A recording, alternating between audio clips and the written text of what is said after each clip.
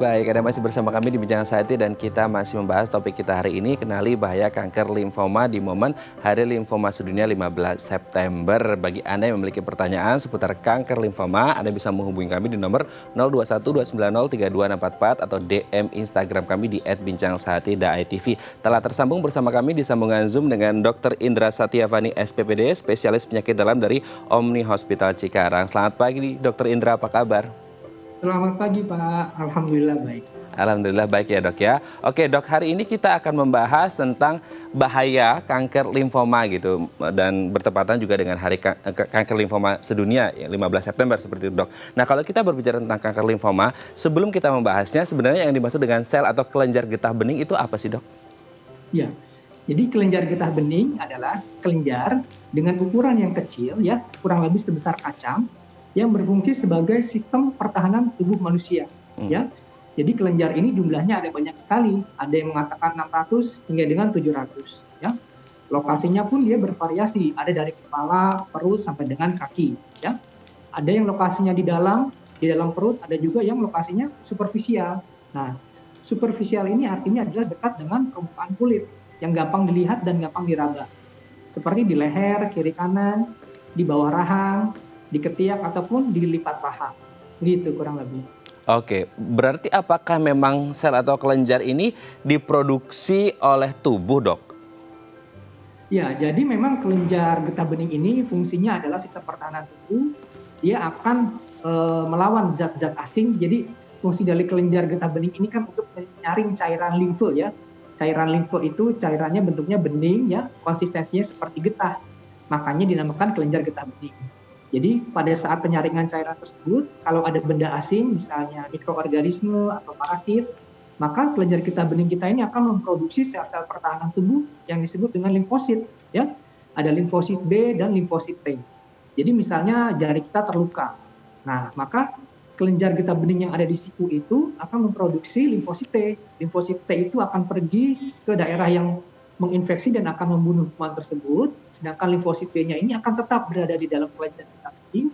Dia akan memproduksi sel-sel antibodi yang akan membunuh juga kuman-kuman tersebut, gitu.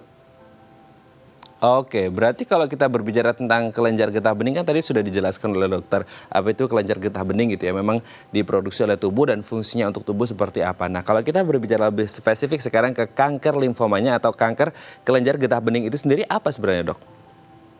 Ya, jadi kalau limfoma atau kita sebut dengan kanker kelenjar getah bening, ya, jadi kelenjar getah beningnya ini mengalami suatu kanker. Jadi pertumbuhan daripada sel-sel limfositnya akan dia tumbuh terus, membelah diri secara cepat, dan kemudian hidupnya akan lebih panjang daripada biasanya, dan kemudian fungsinya pun akan berubah, jadi normal menjadi yang abnormal, gitu. Oke, dari normal ke abnormal seperti itu ya. Tapi kalau berarti berbicara tentang kanker limfoma itu sendiri, faktor risiko atau penyebab apa yang biasanya menyebabkan orang mengalami kanker limfoma ini dok? Iya, memang limfoma sampai dengan hari ini ya, penyebabnya masih belum diketahui secara pasti. Namun, terdapat faktor-faktor pemicu yang dapat memunculkan terjadinya limfoma. Antara lain faktor-faktor yang tidak dapat diubah gitu. Misalnya seperti gender, ya, jenis kelamin, usia, ataupun faktor-faktor genetik. Nah, sedangkan faktor eksternalnya biasanya ini yang didapat dari lingkungan. Misalnya gaya hidup yang tidak sehat, kemudian sulit berolahraga, kemudian juga biasa makan makanan yang memiliki kandungan awet, ataupun kebiasaan-kebiasaan merokok, ataupun terdapat adanya suatu infeksi, misalnya HIV, tuberkulosis, atau mononukleosis. Oke. Dok, sebelum kita lanjut, ini sudah ada DM Instagram dari pemirsa Daya TV. Kita akan bahas terlebih dahulu ya dok ya. Kita lanjut lagi nanti. Kita lihat pertanyaannya adalah dari @Ida Kurniati. Dok, usia saya sekarang 29 tahun. Di selangkangan, leher, ketiak, tangan muncul benjolan. Jumlahnya makin banyak tapi nggak sakit kalau dipegang. Sekarang juga mudah capek dan kadang sesak nafas. Ini gejala limfoma bukan ya dok ya? Usia 29, perempuan, ada banyak benjolan di leher, ketiak, tangan gitu. Jumlahnya makin banyak tapi nggak sakit. Ini apakah gejala limfoma atau bukan ya dok ya? Ya, memang gejala limfoma ini biasanya menyerang usia muda ya. Biasanya sih perempuan ya. Biasanya laki-laki lebih banyak, kemudian juga dia menyerang usia muda. Tadi kan pasiennya wanita 29 tahun, ya.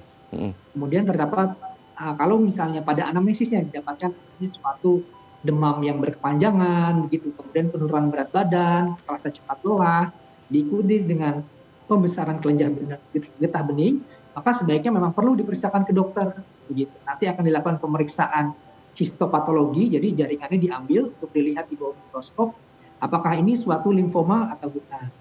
Jadi kalau dari informasi hanya seperti itu, apakah ini limfoma atau tidak, kita belum bisa menentukan. Karena memang limfoma ini ditandai dengan adanya pembesaran kelenjar getah bening. Namun bukan berarti semua pembesaran kelenjar getah bening adalah suatu limfoma, gitu. Oh, oke. Berarti memang harus diperiksakan terlebih dahulu untuk mengetahui apakah ini memang gejala dari kanker limfoma atau tidak, seperti itu ya dok ya. Semoga ini bisa menjawab pertanyaan dari Bu Ida Kurniati yang tadi sudah bertanya di DM Instagram. Kita lanjut ke pertanyaan selanjutnya dok. Ini kalau kita berbicara tentang tadi kan memang penyebab pastinya belum ditemukan seperti itu kan ya dok ya. Nah kalau kita berbicara tentang jenis-jenisnya sendiri dok, apakah ada jenis-jenis bagian dari kanker limfoma itu sendiri? Mungkin dari yang ringan, sedang ke berat, atau memang ada sub-sub jenisnya? Ya.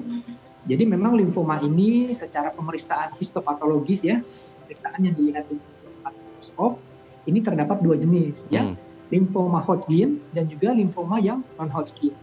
Nanti dari masing-masing limfoma tersebut ada pembagiannya lagi, ada yang high grade ataupun low grade. Namun secara pemeriksaan patologi anatomi hanya dibagi menjadi dua ya, limfoma Hodgkin dan non Hodgkin. Oke, apakah kemudian jenisnya ini juga membedakan dari sisi risikonya atau kadarnya, ini yang ringan, ini yang berat, seperti itu dok? Ya, memang kalau dilihat itu sepertinya limfoma yang Hodgkin ini lebih berbahaya dibandingkan yang non Hodgkin gitu. Tapi memang kita juga harus mengetahui dari stadium atau stage daripada masing-masing limfoma itu ya. Jadi limfoma itu ada 4 stadium, 1, 2, 3, dan 4 ya. Di mana stage 1 ini biasanya timbul keluhan benjolan ini jumlahnya hanya 1 ya, ada di 1 tempat. Kemudian stadium 2 ini benjolannya lebih dari 2, baik sisi kiri ataupun mau sisi kanan.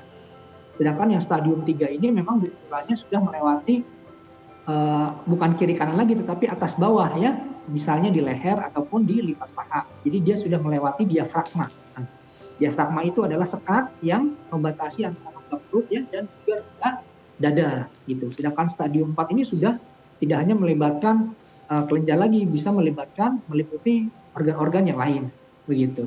Oke, berarti dari dua jenis kanker limfoma tadi dok, apakah kemudian meskipun tadi dokter menyebut belum ada penyebab pastinya gitu ya, apakah kemudian dua jenis kanker limfoma ini juga memiliki penyebab yang sama atau faktor risiko yang sama dok?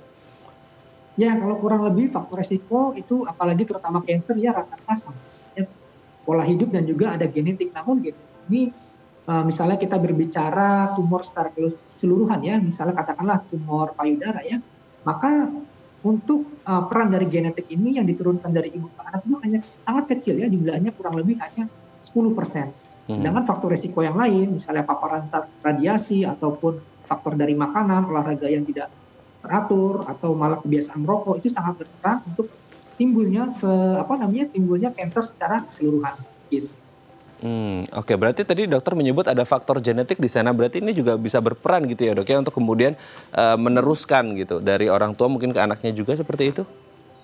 Iya, faktor genetik ada, namun memang jumlahnya tidak besar, hanya kecil. Oke. Kalau dari tadi kan dokter sudah sering menyebut juga dari faktor gender gitu, jadi sekelamin pria ternyata lebih berisiko gitu ya dok ya. Kenapa akhirnya pria lebih berisiko daripada wanita? Iya, kalau misalnya kita lihat limfoma ini kan tadi ada dua ya, ada yang Hodgkin, ada yang non Hodgkin. Nah, kalau limfoma yang non Hodgkin ini adalah kurang lebih prevalensi laki-laki dan perempuannya sama ya, terbandingnya 1:1. Nah, sedangkan limfoma yang Hodgkin ya, yang non Hodgkin itu biasanya lebih didominasi oleh pria ya, usia-usia produktif tuh, usia 20 sampai 40 atau usia 18 sampai 34 tahun atau usia-usia yang lebih lanjut di atas 50 tahun. Nah, kenapa usia-usia tersebut lebih rentan? Memang belum banyak sumber yang mengatakan apa penyebabnya. Namun kalau kita pikir bahwa usia-usia segitu reproduksi adalah salah satunya adalah pasien rentan terhadap aktivitas seksual, ya, di mana salah satu faktor resikonya adalah HIV gitu loh. Jadi usia segitu laki-laki terutama dia lebih aktif di fase seksualnya, dan Indonesia ini kan termasuk yang besar prevalensi HIV-nya. Karena HIV tersebut adalah faktor resiko juga terjadinya suatu penyakit limfoma. Oke, berarti ini ada hubungannya dengan tingkat prevalensi HIV dan juga kanker limfoma. Berarti apakah ini kemudian menjadi indikator bahwasanya jumlah atau kasus dari limfoma sendiri di Indonesia juga lumayan tinggi atau tidak ini, Dok? Iya, dari yang saya tahu pada tahun 2007 itu di Amerika ini terdapat sekitar 69.000 kasus, ya, di mana limfoma ini pada tahun 2007 merupakan kanker nomor 1 penyebab kematian terbanyak adalah laki-laki usia produktif. Nah, sedangkan di Indonesia ini lebih banyak limfoma yang non-Hodgkin dibandingkan dengan yang Hodgkin.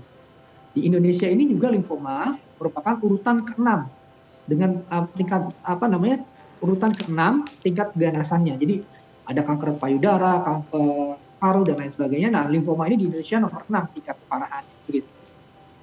Oke, berarti lumayan tinggi juga ya bagaimana kemudian jumlah kasus kanker limfoma ini sendiri ada di Indonesia seperti itu ya, Dok. Ya, oke, Dok, nanti mungkin di segmen selanjutnya kita akan membahas, kan mungkin orang agak beda nih gitu kan untuk membedakan mana sih benjolan-benjolan. Kayak tadi mungkin pemirsa Daya TV Bu Ida kan agak mungkin susah membedakan mana benjolan yang limfoma, mana benjolan yang bukan limfoma seperti itu. Mungkin ada memar di tubuh seperti apa yang akhirnya orang jadi parno gitu kan kalau ini limfoma seperti itu. Nanti mungkin di segmen selanjutnya kita akan membahas gejala benjolan seperti apa sih yang mungkin ini indikasinya ke limfoma seperti itu ya, Dok ya. Baik pemirsa, bagi Anda yang memiliki pertanyaan, Anda bisa menghubungi kami di nomor 0212903264 atau DM Instagram kami di @bincangsehati.tv. Kami akan segera kembali.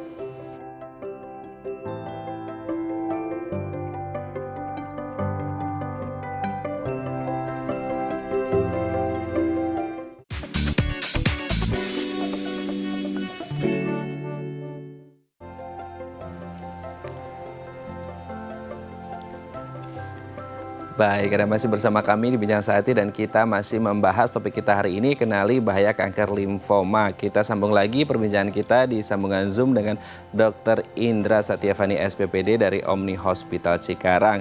Dok, kita lanjut lagi, Dok. Kalau tadi kita sudah membahas tentang kelenjar getah bening dan kanker limfoma itu sendiri, kita sekarang lebih berfokus pada awal gejalanya seperti itu. Nah, mungkin kan kita berfokus kalau orang ngomongin tentang kanker limfoma atau kelenjar getah bening, ini kan ada benjolan seperti itu, Dok. Apakah kemudian memang selalu gejalanya diawali dengan benjolan-benjolan itu dan bagaimana kemudian membedakan mana benjolan yang limfoma dan mana benjolan yang mungkin non-limfoma seperti itu, Dok? Iya, memang kalau pada pasien limfoma ini, selain adanya benjolan, dia disertai juga dengan gejala-gejala yang lain ya. Jadi dari anamnesisnya pun kita, dari proses pertanyaan jawabnya pun ke pasien kita harus tanyakan apakah terdapat penurunan berat badan yang signifikan ya. Penurunan berat badan yang signifikan itu adalah penurunan berat badan sebanyak 10% dalam waktu 3 bulan. Kemudian apakah terdapat demam panjang ya, demamnya lebih dari 38 derajat Celcius berlangsung selama kurang lebih 1 minggu atau lebih. Kemudian apakah terdapat adanya penurunan nafsu makan, kemudian rasa lelah, gitu. Disertai juga dengan adanya suatu benjolan. Nah, benjolan ini paling sering ada di leher. Kenapa paling sering dia ada di leher? Karena paling gampang terlihat atau teraba. Nah, biasanya benjolan ini pun dia lokasinya itu bisa di kanan doang atau di kanan. Nah, sedangkan benjolan-benjolan yang umumnya disebabkan oleh suatu infeksi, maka benjolannya ini terdapat suatu tanda-tanda radang, ya. Jadi benjolannya kalau kita pegang tuh bisa merah, bisa nyeri, gitu. Sedangkan pada limfoma ini biasanya benjolannya tidak nyeri dan dia terfiksir. Terfiksir itu adalah susah untuk digerakkan, begitu. Oke, berarti kan tadi dokter menyebut bahwa bagian yang mungkin paling sering terjadi adalah di bagian leher gitu kan. Tapi kalau kita baca-baca artikel kan sebenarnya ada di leher, ketiak atau lipatan paha gitu ya, Dok ya. Nah, kenapa akhirnya sering muncul di daerah-daerah situ saja gitu, tidak di daerah yang lain. Tapi apakah kemudian ada posibilitas juga kemungkinan akan muncul di titik-titik yang lain di tubuh seseorang gitu, Dok? Iya, memang kelenjar getah bening ini tadi banyak sekali ya, ada 600 sampai dengan 700 ya. Letaknya ada yang di dalam tubuh, di dalam perut katakanlah, atau di dalam rongga dada, ataupun yang letaknya di bawah permukaan kulit atau superfisial. Nah, inilah yang paling gampang terlihat atau teraba. Sehingga pasien biasanya melihat kok di benjolan, ada benjolan gitu di lehernya, di kanan. Mungkin juga terdapat benjolan-benjolan di tempat lain seperti di ketiak ataupun di lipat paha. Nah, kenapa banyak banget yang ada di leher? Karena itu benjolan itu gampang dilihat. Misalnya kita setiap hari berkaca, maka ketika ada benjolan itu kita langsung sadar, wah kenapa nih kok ada benjolan. Tapi tidak menutup kemungkinan bahwa terdapat pula benjolan yang ada di tempat lain.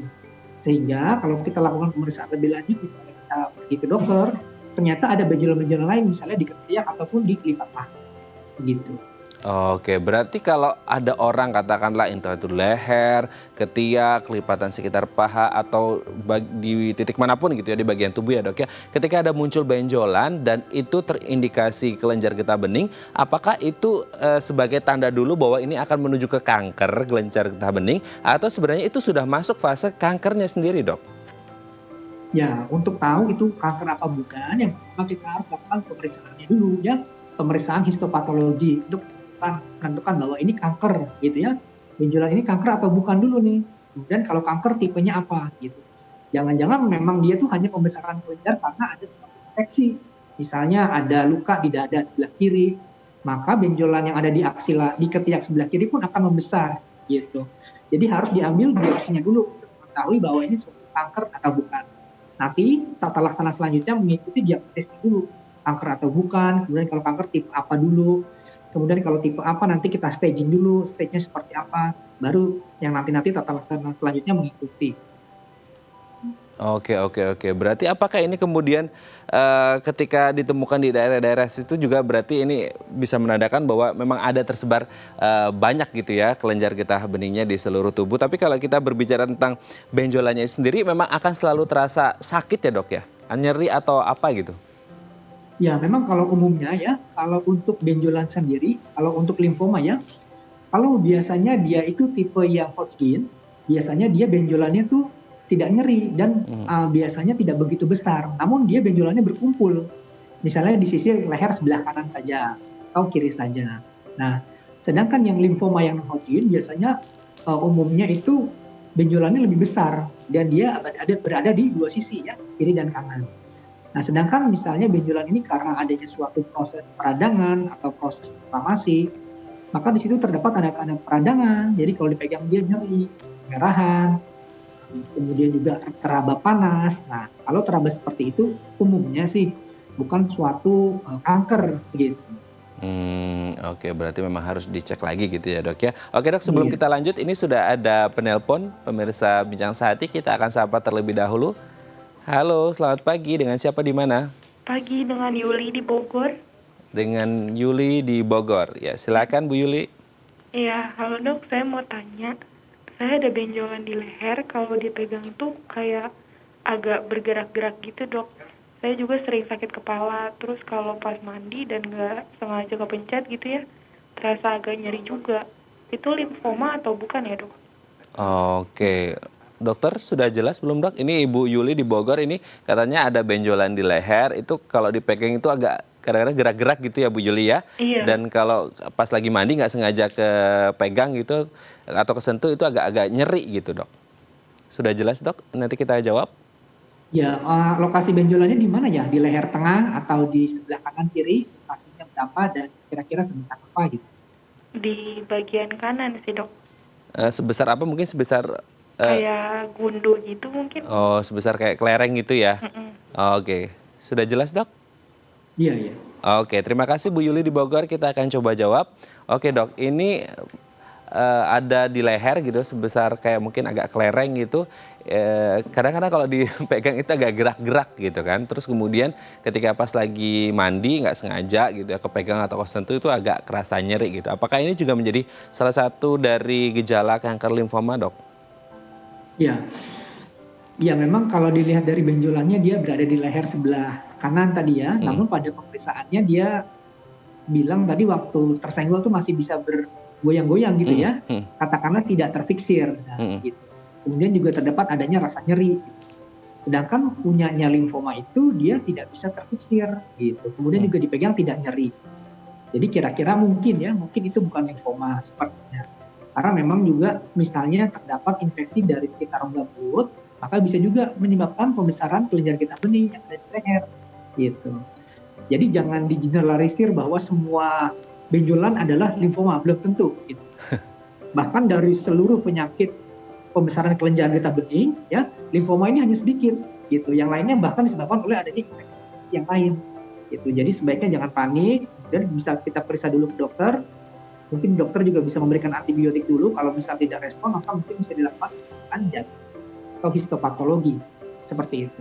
Oke, berarti kalau limfoma itu sendiri kan memang kalau dipegang tidak akan bergerak gitu ya dok ya, tetap akan statis di situ gitu ya, tidak akan ada kayak ya yang bergerak seperti itu. Berarti kalau yang bergerak ini bukan indikasinya ke limfoma seperti itu ya dok ya. Oke, semoga ini bisa menjawab pertanyaan dari Bu Yuli yang ada di Bogor, dan thanks God-nya itu bukan limfoma gitu ya Bu ya. Oke, terima kasih Bu Yuli. Kita lanjut lagi dok. Nah, kalau berbicara tentang benjolan itu sendiri dok, biasanya kalau kanker limfoma atau kelenjar getah bening ini sendiri, sebenarnya muncul benjolannya itu hanya satu di satu titik tertentu atau dia bisa lebih dari satu ini dok? Ya, kalau misalnya kita memang membicarakan suatu limfoma, apakah benjolan satu atau lebih dari satu, itu tergantung dari tingkat keparahannya atau tingkat stadiumnya. Ya, limfoma ini ada 4 stadium. Tadi yang telah dijelaskan sebelumnya ada stadium 1, itu di mana benjolannya hanya satu. Kemudian stadium 2 itu benjolannya minimal 2 dan letaknya bisa satu sisi atau bisa dua sisi kiri kanan. Nah, yang ketiga ini sudah melewati diafragma. Jadi tidak hanya di leher, tapi bisa juga di lipat paha atau di kaki. Dan stadium 4 ini sudah tidak hanya melibatkan dari kelenjar getah bening itu sendiri, bahkan meliputi organ-organ yang lain. Jadi jawabannya bisa tergantung dengan stadiumnya. Oke, berarti apakah ini memang meskipun sampai di stadium akhir atau stadium 4 ini masih bisa disembuhkan gitu ya dok ya? Dan pengobatan seperti apa sih dok sebenarnya yang bisa dilakukan? Oke, ya jadi untuk kesembuhan harapannya selalu pasti masih ada. Namun kalau misalnya stadium 1 tingkat kesembuhannya katakanlah misalnya 90%, maka tingkat stadium 2 akan lebih rendah lagi, katakanlah 70%, stadium 3 misalnya 60%, dan stadium 4 itu lebih rendah lagi angka kesembuhannya. Ya, jadi kesembuhan itu pasti masih bisa, tapi memang tingkat kesembuhannya mungkin agak turun seiring dengan bertambahnya stadium. Dan juga pada stadium-stadium akhir ini bukan angka kesembuhannya saja yang kita lihat, tapi survival rate-nya, angka ketahanan hidupnya juga perlu kita lihat. Apakah ini bisa bertahan hidup berapa lama, sekitar 3 bulan atau 6 bulan, seperti itu. Tapi apakah kemudian kan tadi untuk penyebab utamanya memang belum terlalu spesifik gitu ya dok ya. Tapi apakah ketika terjadi pengobatan, setelah pengobatan sembuh gitu, apakah ada kemungkinan untuk bisa mengalaminya lagi atau enggak ini dok? Karena kita belum tahu nih penyebab pastinya apa gitu. Iya, jadi kalau memang sudah dinyatakan sembuh ya, sudah dilakukan pemeriksaan oleh dokter, anamnesis, pemeriksaan fisik, ya, penunjang, CT scan, bahkan PET scan, dan sudah dinyatakan sembuh, namun itu bisa muncul kembali yang disebut dengan relapse atau muncul kembali. Sehingga kalau misalnya pasien itu sudah dinyatakan sembuh, maka sebaiknya tetap kontrol ke dokternya ya, dalam kurun waktu kurang lebih 5 tahun. Jadi jangan bosan-bosan ketemu dokternya sampai dengan dinyatakan sembuh. Nah, kalau misalnya sudah lewat dari 5 tahun, ya, setelah di PET scan dan di CT scan, sel-sel kankernya itu sudah hilang, barulah kita boleh agak lega, jangan memang hilang gitu ya. Cuman itu juga nggak menjamin, misalnya 10 tahun dia bisa ada lagi, bisa dengan kondisi relapse gitu. Oke, apakah kemudian kanker limfoma ini yang mungkin banyak ditakutkan oleh orang adalah apakah bisa menimbulkan komplikasi penyakit yang lain juga ini dok?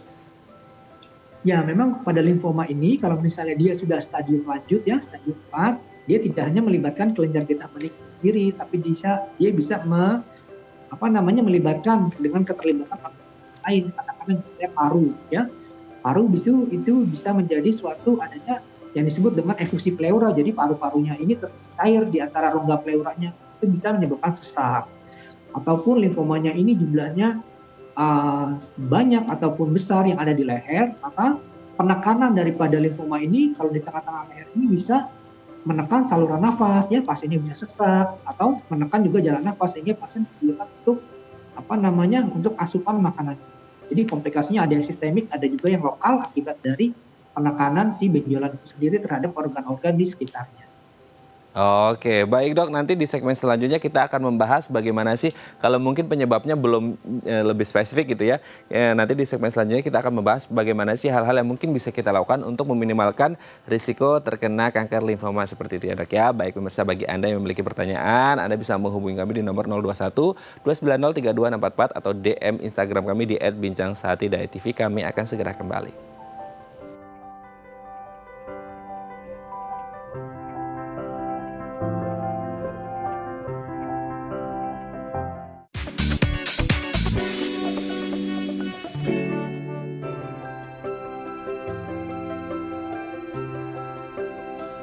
Baik, Anda masih bersama kami di Bincang Sehati dan kita masih membahas topik kita hari ini, kenali bahaya kanker limfoma, masih bersama dengan Dr.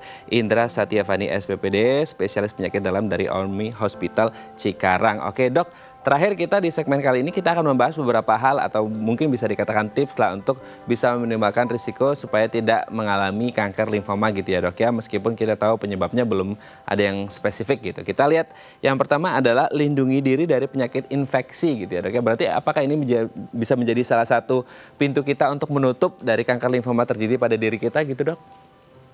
Ya, memang itu menghindari diri dari infeksi, betul sekali ya. Karena memang salah satu faktor pencetus daripada limfoma ini adalah infeksi, terutama infeksi HIV, kemudian Epstein-Barr ataupun mononukleosis. Jadi memang tetap harus hidup sehat dan menjauhi faktor-faktor risiko untuk terjadinya suatu.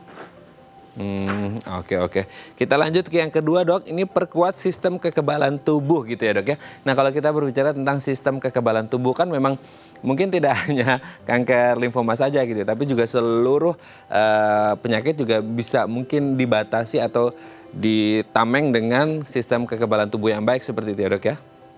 Iya. Oke, jadi apakah kemudian kanker limfoma juga bisa dihadang dengan sistem kekebalan tubuh yang baik dok? Ya, jadi kalau misalnya kita bicara limfoma atau kanker secara keseluruhan sih intinya kita harus menjaga berat badan yang ideal, kemudian makan yang teratur, kemudian juga hindari daripada faktor-faktor polutan seperti misalnya asap bagi yang perokok, stop rokok, kemudian juga olahraga yang teratur. Nah, dari tadi yang telah saya sebutkan aja itu sudah cukup untuk mengurangi faktor risiko sebanyak 35%. Kanker apa saja gitu, nggak hanya limfoma. Apalagi di masa pandemi seperti sekarang ini ya dok ya, sistem kekebalan tubuh harus tetap nomor satu gitu ya, dan juga berpikir positif supaya bisa terhindar dari pandemi COVID-19. Oke, kita lanjut. Yang ketiga, hindari paparan bahan kimia. Ini menjadi salah satu hal juga yang mungkin menjadi faktor risiko, betul nggak sih dok? Iya betul, misalnya pekerjaannya pasti seorang petani misalnya, maka penggunaan zat-zat berbahaya seperti pestisida pun dapat memicu suatu timbulnya limfoma atau paparan asap, misalnya paparan asap pabrik atau polusi atau bagian masuk rokok. Nah, itu merupakan salah satu faktor yang penting dan berperan besar untuk timbulnya suatu kanker, tidak hanya limfoma tetapi semua kanker gitu. Oke. Selanjutnya hindari paparan radiasi juga menjadi sama dengan bahan kimia tadi ya dok ya? Iya betul, karena radiasi tersebut dapat memacu timbulnya sel-sel kanker. Gitu. Oke, yang terakhir ya dok ya, jaga berat badan ideal. Ya, jaga berat badan ideal ya, tentunya dengan pola makan yang baik ya. Pola makan yang baik, hindari makanan yang dengan kalorinya banyak atau dengan pewarna-pewarna yang berlebihan itu sebaiknya dihindari. Karena berat badan yang ideal itu nanti kalau tidak ideal terjadinya suatu obesitas, maka akan timbul bermacam-macam penyakit yang lain, tidak hanya kanker ya, tapi penyakit metabolik yang lain seperti kolesterol, darah tinggi dan lain sebagainya. Oke, tapi kalau kita berbicara dari keseluruhan gitu dok ya, apa sih sebenarnya yang mungkin boleh dan tidak boleh dilakukan gitu untuk kemudian bisa mencegah penyakit kanker limfoma ini sendiri dok? Ya, untuk mencegah suatu timbulnya kanker limfoma ini yang paling berperan adalah faktor eksternal. Jadi makan yang baik, kemudian istirahat yang cukup, asupan vitamin yang cukup, kemudian selalu berpikir positif atau positive thinking, apalagi di tengah pandemi seperti ini, jadi jangan stres gitu. Dan terutama hindari atau stoplah merokok atau terpapar oleh asap. Oke, kalau berarti merokok ini juga apakah perokok aktif atau pasif justru lebih berbahaya sih dok sebenarnya? Kalau kita berbicara rokok ini sendiri kan banyak yang bilang katanya yang pasif lebih berbahaya gitu. Ya memang kalau perokok aktif gitu ya, dia kan menghirup kemudian dia mengeluarkan. Nah, sedangkan perokok pasif ini kan dia nggak sadar bahwa dia itu menghirup asap rokok. Jadi dia nggak ada respon dari dirinya sendiri untuk menghembuskan nafas lebih gitu ya, untuk mengeluarkan asap rokoknya. Jadi sama aja berbahayanya, cuma sangat merugikan lagi sih perokok pasif ini ya. Orang dia nggak ngapa-ngapain gitu, tahu terkena paparan asap bisa memicu suatu kanker ya. Nggak hanya limfoma tapi kanker apa aja. Oke. Tapi kalau kayak tadi mungkin di salah satu tips kan kita berbicara ada hindari paparan gitu, entah bahan kimia ataupun radiasi. Ketika mungkin ada orang hamil gitu ya dok ya, memang tidak pernah ada riwayat gitu, ada limfoma. Ketika mereka sedang hamil perempuan dan terpapar bahan kimia atau radiasi tertentu, apakah ini bisa berisiko juga kepada kehamilannya dok? Ya, memang jadi pada pasien-pasien kehamilan trimester awal misalnya trimester 1, kedua bahkan sampai ketiga pun, maka pemeriksaan radiologi seperti adanya foto ronsen yang notabene itu mengandung radiasi sebaiknya dihindari gitu. Kita lihat risk dan benefitnya. Kalau memang dia tidak perlu, sebaiknya tidak dilakukan ya, karena selain berpotensi ada risiko ke ibunya juga ada risiko ke janinnya gitu. Oke, berarti memang ada risiko yang besar gitu ya dok ya kalau kita berbicara tentang wanita hamil dengan janinnya ketika terpapar bahan kimia. Kalaupun akhirnya terpapar, apa yang harus dilakukan? Apakah kemudian meminimalkan atau menjauhi tersebut atau memang ada treatment tertentu untuk mengurangi risikonya dok? Ya, untuk pertama kita harus stop dulu paparannya ya. Stop dulu paparannya, kemudian kita evaluasi, kita lihat respon-responnya. Kalau memang dirasa paparan yang cukup besar dan cukup lama, memang sebaiknya memeriksakan diri ke dokter ya untuk dilakukan screening. Gitu. Oke, baik. Terima kasih Dokter Indra sudah berbagi bersama kami hari ini di Bincang Sehati. Semoga kita doakan teman-teman kita yang mengalami kanker limfoma segera sembuh dan bagi yang lainnya tetap sehat seperti itu ya. Terima kasih Dokter Indra Satyavani SPPD dari Omni Hospital Cikarang. Sehat-sehat terus dok dan salam untuk keluarga di rumah. Baik pemirsa, bagi Anda yang memiliki kritik dan saran, Anda bisa menghubungi kami di nomor 088980005000 atau Anda bisa follow media sosial kami di @bincangsehati.tv. Saya Raden Madlia Samit, sampai jumpa dan selamat beraktivitas.